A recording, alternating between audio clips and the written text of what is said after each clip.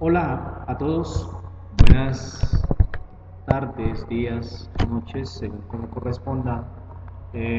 Vamos a hablar eh, de la evidencia clínica del psicoanálisis freudiano.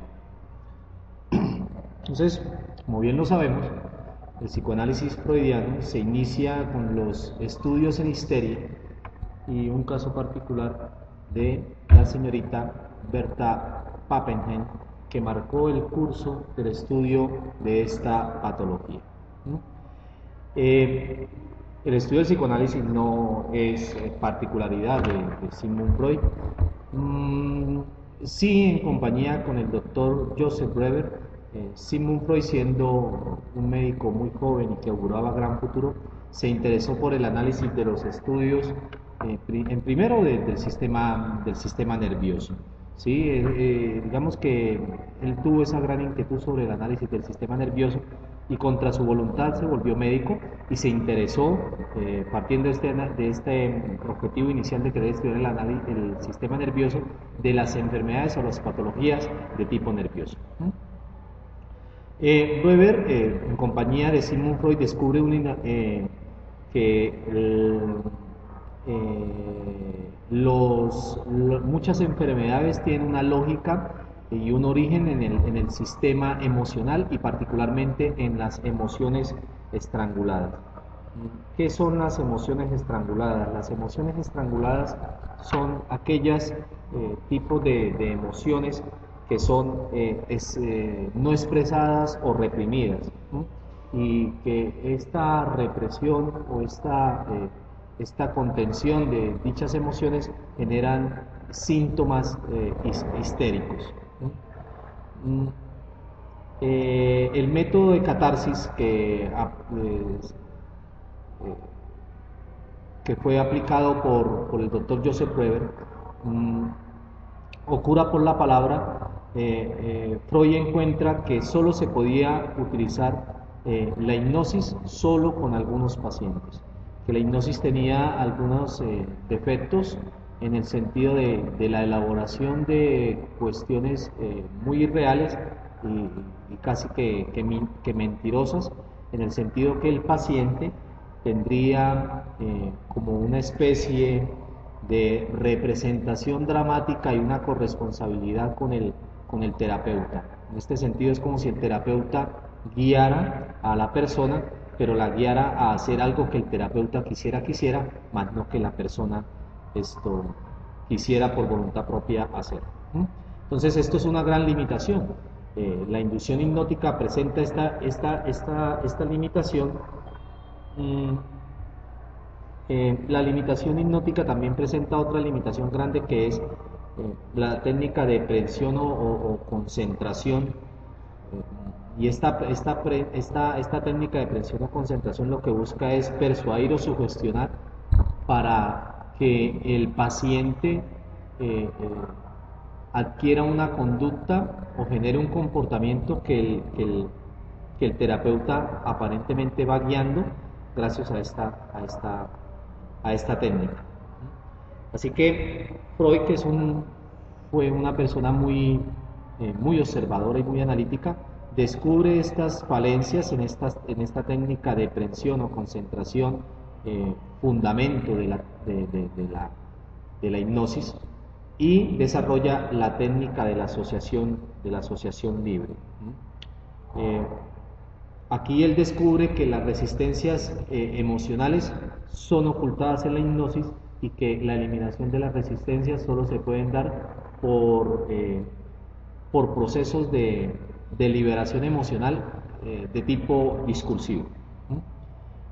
Bien, ¿cómo, cómo se llevan estas eliminación de estas resistencias? Las resistencias se pueden eliminar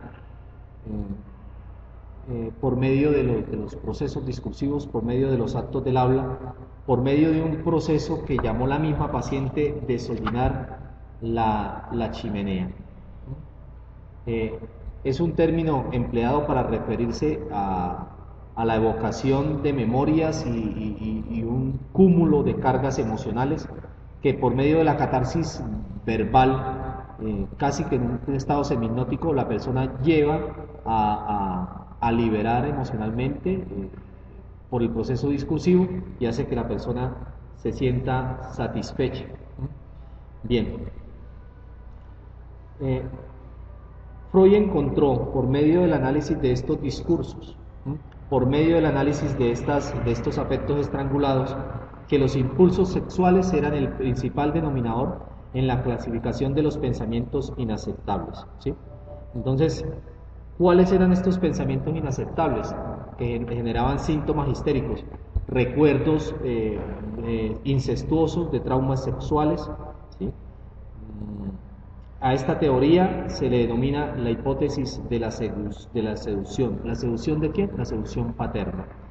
Sin embargo, Freud pronto se percata de que la idea de una seducción universal en la niñez es insostenible. O sea, que esta hipótesis de la seducción, teniendo en cuenta el grado de complejidad o la magnitud de complejidad del ser humano y nuestro carácter individual, es imposible que lleve a generarse una idea pansexualista o una idea general, integradora y generadora de todo el análisis de la niñez humana. La hipótesis de la seducción, por lo tanto, digamos que se queda corta en este sentido. Pero es una idea básicamente que en últimas esta hipótesis de la seducción, fundamento de las etapas del desarrollo psicosexual y de los complejos de la infancia, los complejos de Édipus y Electra, que forman de la teoría psicoanalítica freudiana, sí podemos decir que Freud triunfa y esto demuestra su teoría en afirmar que los niños no son meros receptores pasivos de la atención sexual, sino que son criaturas sexualmente activas que buscan placer, casi que un perverso polimorfo, en una variedad de formas difusas antes del inicio de la sexualidad genital pura hasta la pubertad. Esta seducción o esta búsqueda de placer se relaciona con el desarrollo de zonas erógenas, centros de energía instintiva de tipo sexual, que pronto van a madurar gracias al desarrollo de ciertas etapas psicosexuales que el individuo va a vivir y que van a generar consecuencias o se van a proyectar en la vida sexual adulta del individuo, y van a generar también nociones sobre la sexualidad en la vida de la persona después de pasar su niñez. Bueno, teniendo en cuenta los complejos de Electra y de Edipo, ¿sí? Que serían solo un esquema freudiano del desarrollo sexual, cada complejo, que serían procesos psicológicos básicos dentro de este desarrollo de la etapa psicosexual, se pueden nombrar 5 fases. La primera, que es una etapa oral, en donde las actividades placenteras se concentran en la boca. 2, la etapa anal, en donde los desarrollos cruciales de retención y expulsión de heces fecales, así como el aprendizaje del autodominio, radica en la retención de las heces fecales. La etapa fálica, en donde se dan los complejos de Edipo y de Electra, gracias a que la zona erógena es el falo o el órgano íntimo masculino o femenino. 4, la etapa de latencia, en donde, digamos, estos intereses o impulsos sexuales están inactivos hasta la pubertad. Se hace más énfasis, digamos, en la búsqueda de actividades placenteras más basadas en los procesos de socialización y el contacto con el otro, no de tipo genitosexual. Y 5, la etapa genital de la sexualidad o el interés del adulto por el sexo opuesto. ¿Sí? Estas son las del desarrollo de las etapas del desarrollo psicosexual.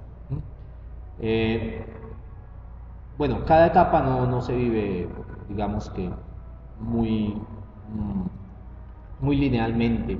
debido a que en cada etapa se pueden generar angustias, amenazas o frustración que bloquean el posterior seguimiento a la siguiente etapa. A esto se llama fijación o regresión. Entonces, la regresión es un retorno parcial a una forma anterior de gratificación del impulso cuando las intenciones sexuales frustran la progresión del desarrollo de la pulsión sexual. Esto hace que la persona se fije en una etapa, genere un bloqueo o regrese a una etapa, y esto se puede dar en cualquier momento de la vida del individuo. Digamos, una persona puede tener una fijación, una regresión en la etapa oral teniendo 40, 45 años. Bien. Digamos que cuando examinamos las formulaciones de Freud y estas dimensiones de refutabilidad que ya vimos, por ejemplo, la hipótesis de la seducción que se queda corta en su carácter universal, encontramos que 3 puntos básicos. Primero, que la teoría se estructura a partir de muchas suposiciones que no son verificables, es la verdad. Y eso es, digamos, gran parte del cúmulo de recriminaciones que se le ha hecho al análisis científico de tipo psicoanalítico, que no hay una referencia de tipo observable. Por lo tanto, digamos que en cuestión científica tiene muchas dudas. Otra, la teoría psicoanalítica ve a la persona como un receptáculo pasivo, no como un agente activo. Entonces, el proceso de psicoanálisis permite a la persona tomar conciencia de los trabajos de la mente y alcanzar cierto grado de autocompensación, si no es que dominio. Entonces, desvincula las teorías de la acción humana que buscan a la persona como un ser autopropositivo, una persona con dominio, con voluntad propia para ser protagonista del cambio del mundo. En este sentido, digamos que las teorías del desarrollo moral, las teorías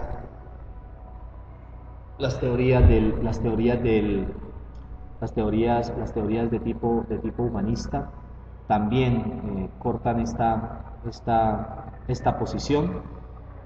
Y otra parte sería el psicoanálisis se enfoca en las características y los sucesos vitales de los individuos y se refiere a estructuras y procesos que son generales y que por ende no son universales, ¿no?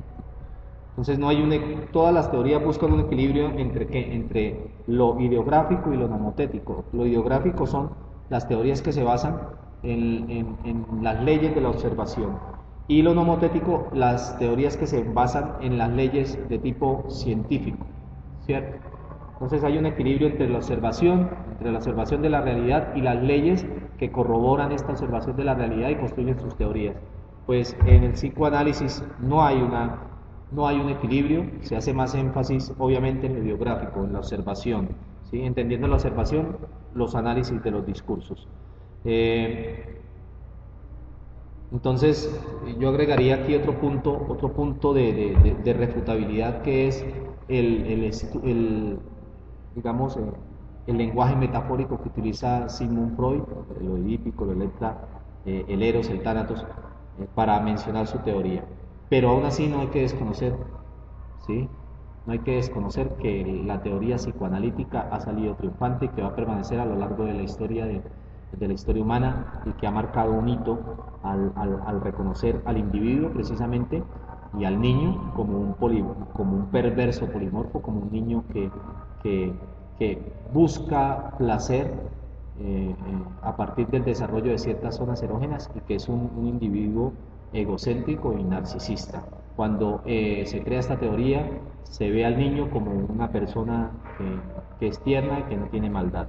Entonces, ubicar esta teoría en la época victoriana y ubicar esta teoría digamos, en ese contexto histórico, es lo que, digamos, ha generado este gran hito del psicoanálisis, y que le ha permitido al psicoanálisis también generar ese gran impacto en la sociedad, en la sociedad humana y en la sociedad psicoanalítica. pues también mencionar que, digamos, que el capítulo 2 del libro de Teorías de la Personalidad manifiesta, hay un glosario extenso y que hay unos términos muy, digamos, muy importantes. Primero, el afecto estrangulado, ya lo vimos, son sentimientos o emociones que han sido reprimidas y que esto generan síntomas histéricos. Entonces, podemos decir que esas emociones que han sido reprimidas y que no son proyectadas generan malestar o degeneran la salud mental de las personas.